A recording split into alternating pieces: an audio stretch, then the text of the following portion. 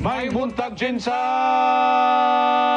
Daghang salamat Lord ug ang tanang pasalamat among ibalik diha kanimo ug ang tanang mga pagdaig kay ikaw gayon ang maayo nga Dios kanamong tanan.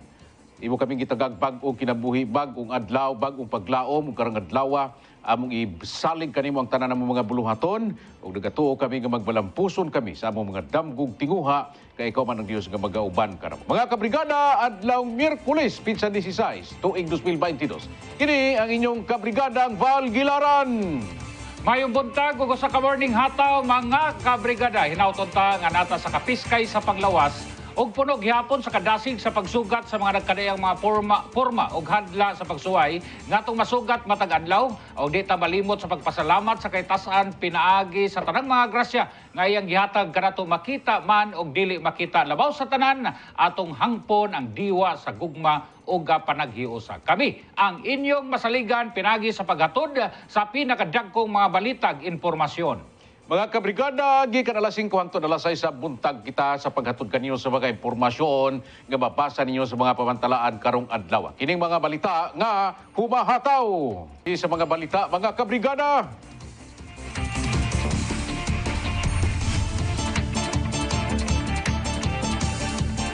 Nanawagan karon ang Municipal Disaster Risk Reduction and Management Office kon na MDRRMO Maitom o tabang pinansyal alang sa pagpaayo sa mga nagubang dalan og tulay tungod sa grabing pagbaha niadtong Marso 8. Uban na nagpahigayon og relief operation alang sa 288 families og 923 ka mga individual. Ang MDRRMO Maitom gikumpirma sa labaw sa maog buhatan nga si Raymond Maylid nga gikulang ang pundo nini nga anaalang sa 4 million pesos.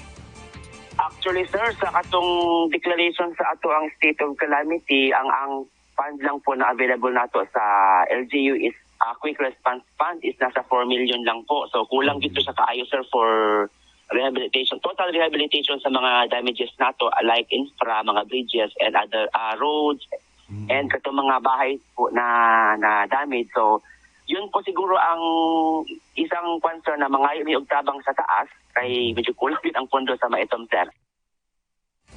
Hinumduman nga sa infrastructure mukabat sa 130 million pesos ang damyos na ini nga gilangkuban sa mga tulay, usa sa nini partially damaged ug duha ang totally damaged. Apil na sab nini ang mga dalan nga naguba.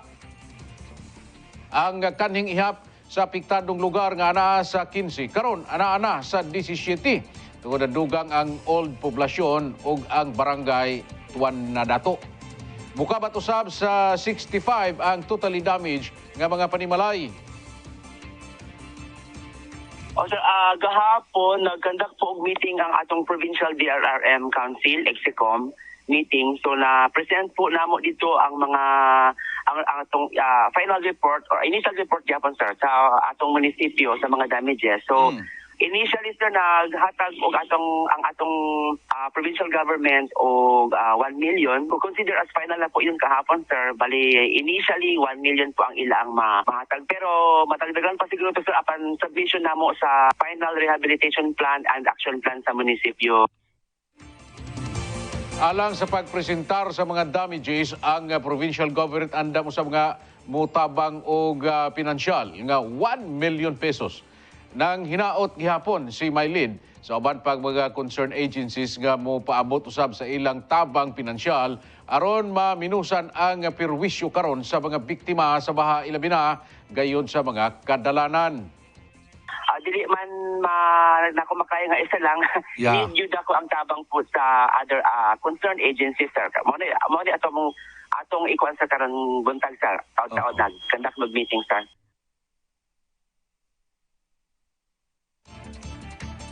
Balhog na sa prisuhan ang top 6 sa regional level nga drug personality. Human kini positibo nga napalitan og 3 ka sachet nga gituohang Cebu. Nga gipahigayon sa buy-bust operation sa otoridad kagahapon sa Purok, Alaska, Barangay New Pandan, Panabo City. Gila ang suspect nga si J. Carl Laligit, 32 anyos, residente sa People sa Village, Maa, Davao City. nakuha sa iyang posisyon ang tulo ka sachet nga illegal nga drugs nga dunay kabugaton nga 5 ka gramo og nagkantidad kinig 34,668 pesos. Kalibre 38 pistol nga dunay live ammunition og buy-bust mark money. Nagatubang na karon og kaso sa RA 9165 ang dinakpan. Dugang pa sa itong mga balita, mga kabrigada, dugangi po ng pagpainit sa imong tiyan, pinagi sa pag-inom o Max and Coffee. Max, healthy, Max sarap. Gikumpirma ni Tacurong City Information Officer Alan Priano ang unang kaso sa avian flu kon bird flu sa syudad. Kini human na nagpositibo ang mga test sample sa pipila ka mga kahayupan nga gipadala sa Bureau of Animal Industry kon BAI. Sa interview sa 95.7 Brigada News FM Coronadal kay Priano, gipahayag nini nga kini ang unang kaso sa Mindanao asa ginatutukan na kini karon sa syudad. Una matud pa kini nga natala sa Luzon sama sa Pampanga, Laguna, Bulacan ug uban pa. Ang bird flu usa ka sakit sa hayop nga naga-transmit sama sa virus. Usa sa sintomas nini mao ang pagluya sa hayop o hinanali nga mamatay. Tungod nini nagpahigayon og regular monitoring ang syudad may kalabutan sa nasampit nga sakit. Panawagan ni Prino sa publiko nga likayan sa unang pagbiyahe sa mga hayop sama sa bibi, pato, manok ug uban pang mga hayop nga pwedeng matakdan sa gikaingong sakit.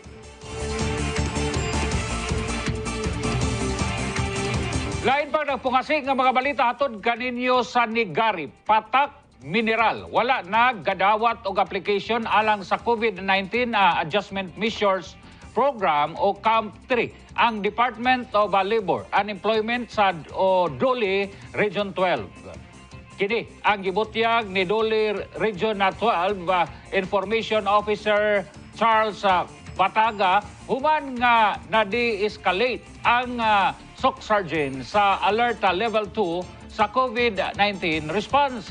Sigon ka nga Bataga nga usa ka sa kriteria sa Camp 3 mao ang lugar nga sa mga affected workers nga naa sa Alert Level 3 sa karon og ongoing ang pagproseso sa pag-release sa Duli 12 sa taga 5,000 nga cash aid sa 77 ka mga qualified beneficiaries.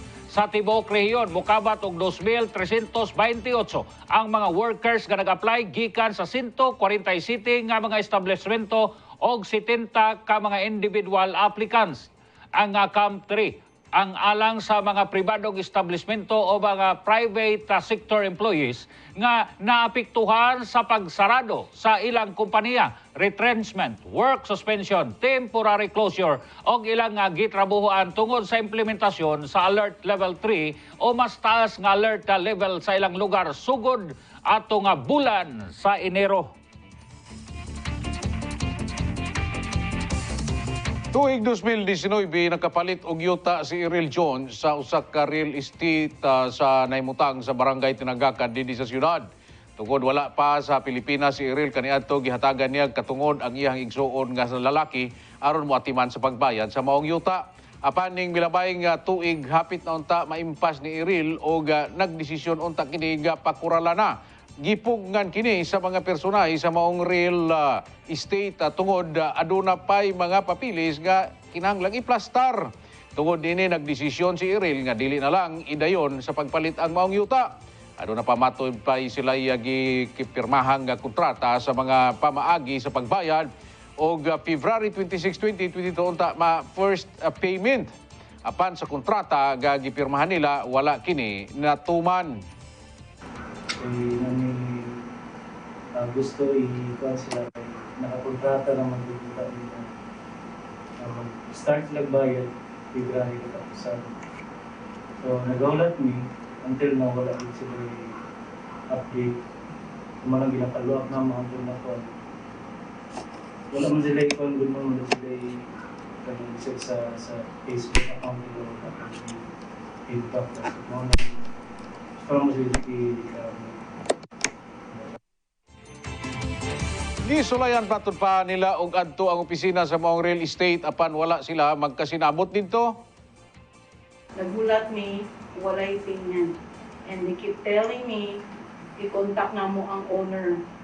Which, dili na mo yung trabaho to contact the owner. So, gusto na mo makuha ang among refund. Isulayan na magtawag ang usa sa mga personahe sa maog nga real estate apan. Nagdumili pa sa paghatag og pamahayag o gipasa na sa ilang abogado tungod abogado lang nila ang makig-coordinate ngadto sa abogado sab sa mga nagareklamo. Lang po kayo, mas better po na lawyer to lawyer po ang magsagot. Una nga gingon sa President-elect sa Jinsan Sarangani Real Estate Boards nga si Elena Tamayo nga susihon og tarong ang legalidad sa usa ka real estate pinaagi sa pag-check kung aduna ba kini lisensya ug pwede kamong mulantaw sa website sa www.prc.gov.ph. Ngayatag namatod pa og demand letter sila iril ngadto sa real estate aron nga masulbad na ang ilahang problema. Usa lang ang gusto mahitabo ni Iril. Dapat fair ka, di ba? Kay di man pwede nga ma-thank you lang ang mga kwarta. We work hard for our money and we want it back. Please lang, kung di mo gusto, mag-file yung case and at least show us na magbayad mo sa mga. Siguro kung pwede mag-pinausap ka, kay hindi siya maayon na kung nasikagan pag mabiktima sila. Kung willing sila na mag-cooperate sa mga, pwede mo silang punta sa mga.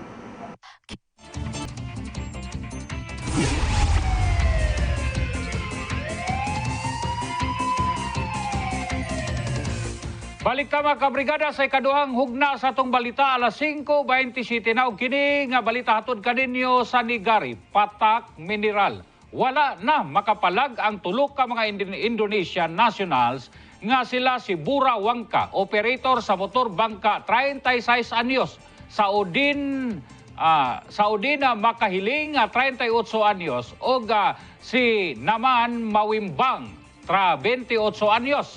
Matod pa kang insay na Francis May Abao nga Public Information Officer sa Philippine Coast Guard kon PCG Jansan nga na-intercept ang mga sospitsado pinaagi sa ilang ginapahigayong Marina Patrol sa ilang tagsa-tagsa ka mga Coast Guard stations.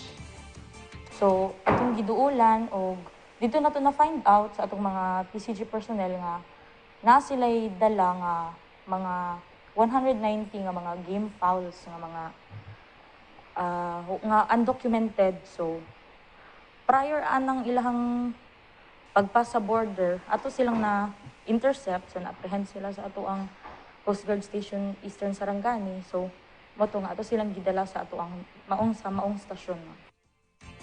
Na-recover sa gingong motor bangka ang 190 ka mga pansabo nga manok gikan matud pa sa Barangay Bawing og dalon padung sa Tahuna, Indonesia. Na-intercept kini sa 4 nautical miles ang kalayon gikan sa Southwest Port sa Glan, Sarangani Province. Nahimo matud pa nga usa ka hagit sa ilaha ang kakulang sa mga butang sama sa aluminum boats mao kini matud pa ang tabang ang concerned citizen nga usa sa ilang source sa mga illegal nga activities sa kadagatan. Maong panawagan ini Atong panawagan sa publiko nga unta kung aduna tay mga suspicious nga makita nga mga mga motor bangka kanang mga unregistered, mga walay safety numbering system, SSEN nato, pwede tang mo contact sa ato ang Philippine Coast Guard or pwede ta nga muadto mismo, mudong ta mismo sa ato ang mga substation or station, pinakaduol nga station sa ato ang lugar. sa karon anana sa kustodiya sa Philippine Coast Guard ang dinakpan og anana sab sa Veterinary Quarantine Service ang nakumpiska nga mga manok.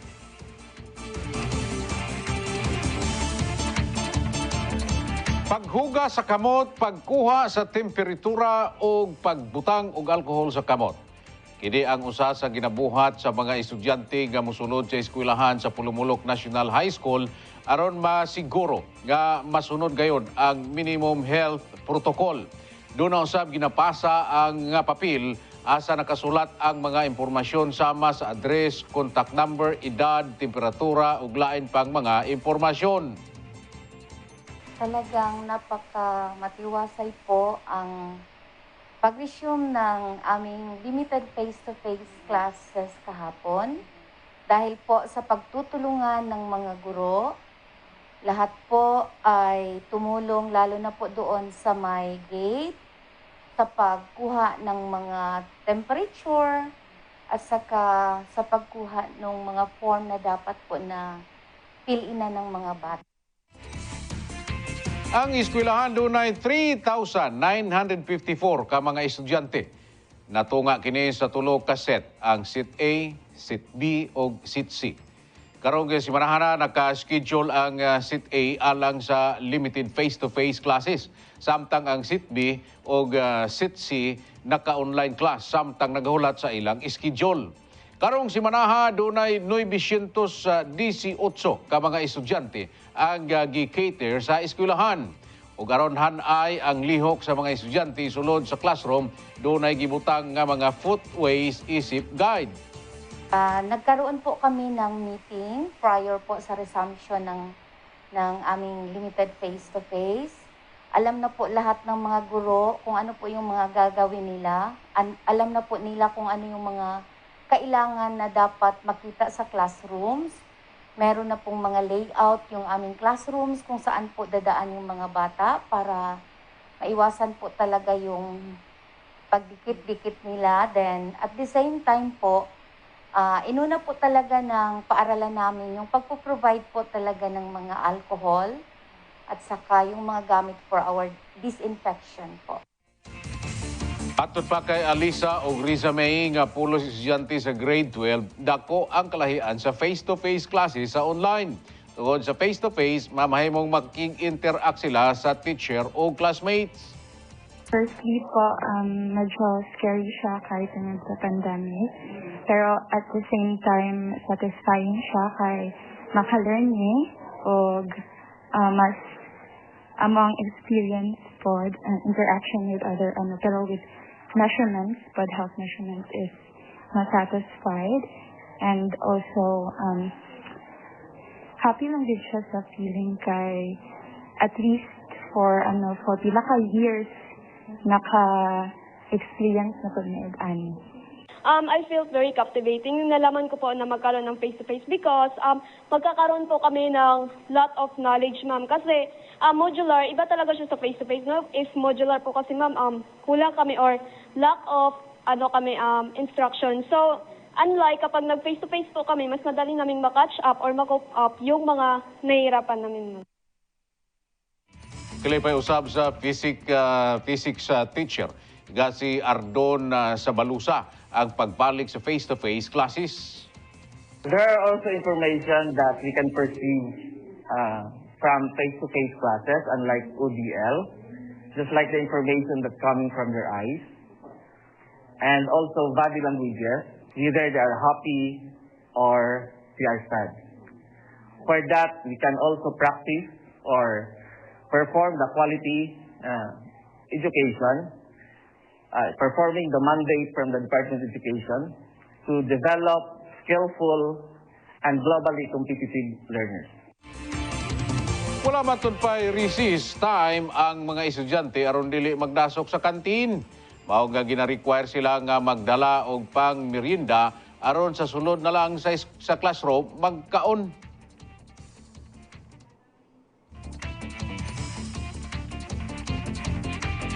Kain pagbalita hatod kaniyo sa Maksan Kapsul, walang atrasan. Sayo sa buntag, ganibango na ang pipila ka mga residente sa Barangay Fatima aron magandam alang sa pagsugat sa partidong Achievement with Integrity Movement ko na aim sa gipahigayong kapihan. Importante alang sa mga buot mo papili ang Susamang higayon aron mahibalan ang mga mulo sa mga taga Barangay Fatima o maila-ila kini sa personal. Okay kaayo. Ako nagbatagi ko alas 3 para lang makakuha sa tao nga pag-abot sa mga kandidato dili ko may super gid ang among kalipay labi na gid nga na met na gid nila personal ang mga kandidato. Ang among kapihan diri ang among kabuhi. Wala na gyud sa akin, nakakapi naman me. Importante gid kaayo kay nahambal po namo ng among mga gusto nga matabo sa Jensan labi na gid sa Barug Jensan. Iban makita sa itsura sa usa ka inahan nga si Cherry, 52 anyos, usa ka single mom. Dunay 4 ka mga anak ug ang usa mitaliwan na tungod sa sakit sa kidney. Lisod gid kaayo sa tinuod lang kay biskin asa na lang ko mga adto mga ayog tabang. Ma-hospital ako lang isa nagabantay tanan gihimo ko para lang sa akong anak. Kay syempre isa ta kainahan himuon nato para sa atong anak. Biskin unsa na lang himuon ako. Ako gikuan ko na lang nga God's plan na lang to. Kay pag March na good COVID na, at least February siya namatay, nakita pa namo. Kay sa i-cremate siya, dili ginamo makita. Batong ko naman nga giunaw-una ko na lang nga naano siya sa Ginoo. Samtang si Tatay Rodolfo Garboso isip mananagat dapahuman og high school ang mga anak. Mananagat mo ko, mura akong gi-survive sa akong pamilya. Panagat, nakapatapos kong 4 ka anak. Og kalisod ginoon, ubay-ubay yung kalisod. Antod karon medyo galisod mo yun. Tungkol sa pagdumala mo ko na sa syudad, pati mga trabaho sa mga pobre, galisod yun. Pag pang-apply daan, lisod. Labi ng undergraduate, wala yun. Dili man dako ang mauli nga kwarta ni tatay sa iyang pamilya matag Dunggo. Apan naning kamot kini nga padayon nga mibarug alang sa pagkabot sa mga damgo sa mga anak niini. Bali sa ambo niya, bayaran po na ako. Kada Dunggo. Hinahinay lang, hinahinay. Damgo niya nga moabot ang panahon nga dili na maglisod ang katawhan nga makapangita og panginabuhi alang sa pamilya. Tungod kay alang kaniya ang kalambuan sa siyudad sa Jensan, kalambuan sab sa iyang banay. Sobra pa sa kalisod, pati kapait, mas pait pa sa kape. Ay tanang baligya, sudlon para lang makakuan mi sa mong pangadlaw-adlaw. Tuog yung ko kay isaw ka miyembro sa brigadahan. Sobra-sobra ang tabang sa mua, naatanan. Ug unsay among pangayoon naa. Wala may pagmahay. Naunta karon among hangyo. Og mudaog man gyud ang aim nga kang Mayor Elmer Catulfo sa ang ilang kuan sa mua mahatag pud na sa mua. Kay tanang tao may dream ang gyud. Sila mag-ingon sila nga nganong ibarog po ang Jensan. At least na ay vision ug mission si Catulfos nga para sa katawhan.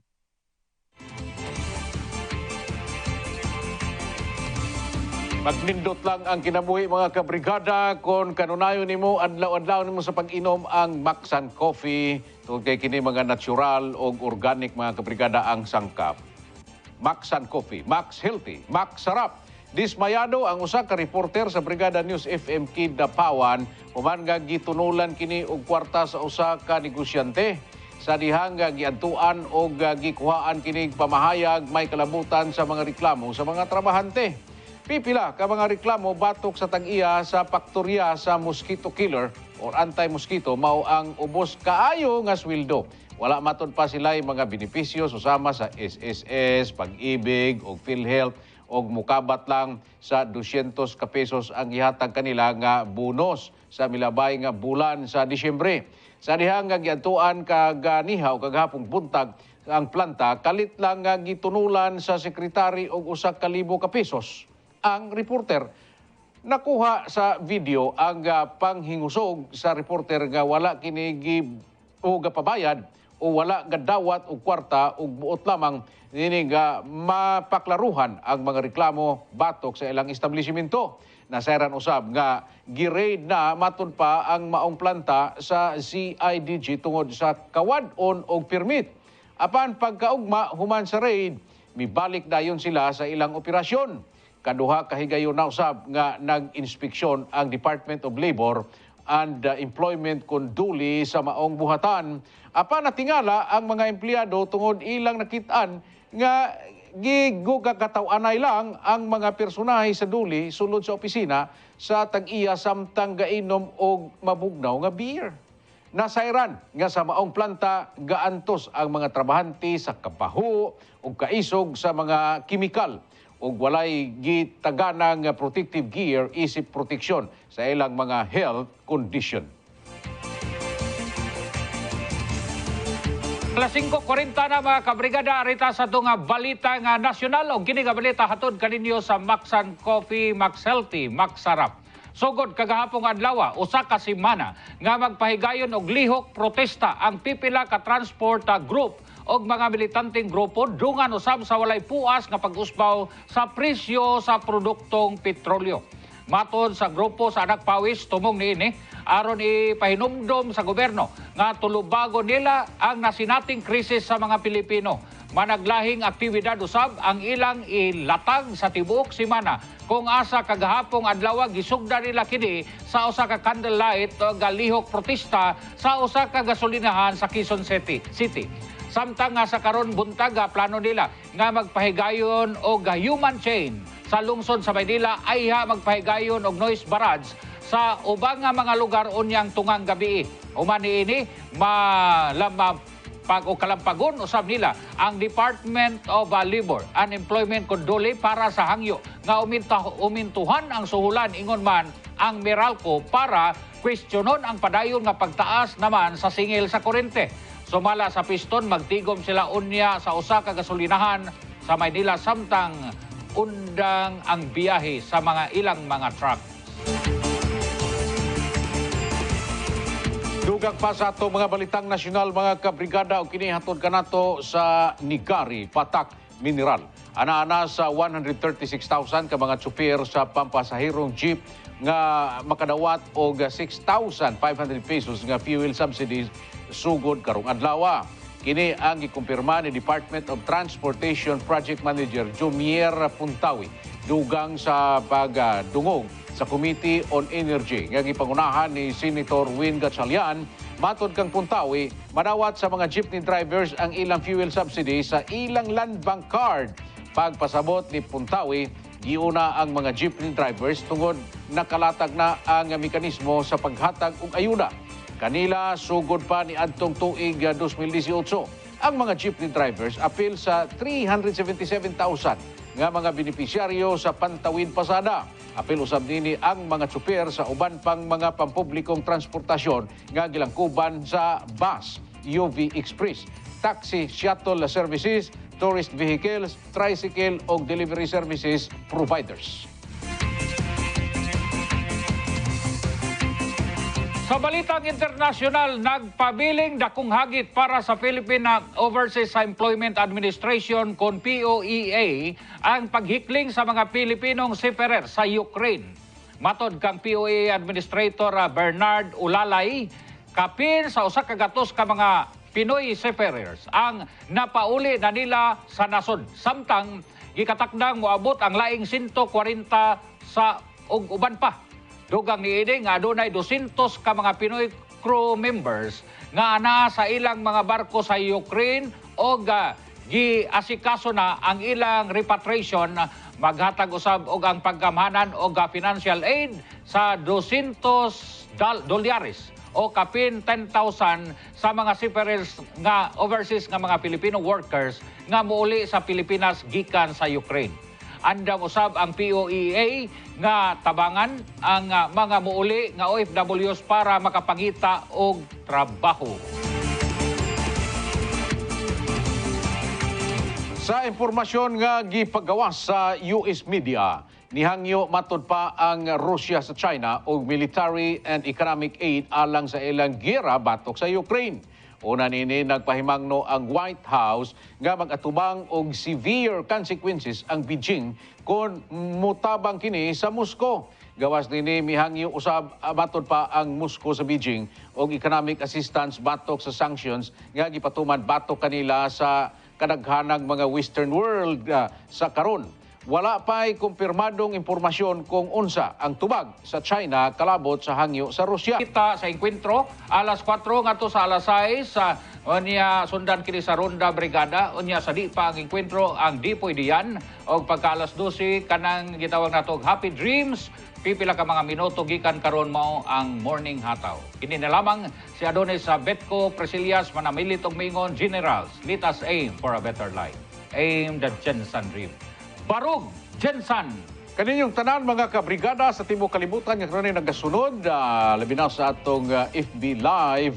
Mga kabrigada, daghang kaayong salamat sa inyong kanunay nga pagtan-aw sa atong mga programa labi na sa Hataw Balita. Kini si kabrigadang Val Gilaran, aiming for a better life. Aim your Jensen dream. Barog Jensen. O kini gihapon ang Hataw Hataw Balita. Balita.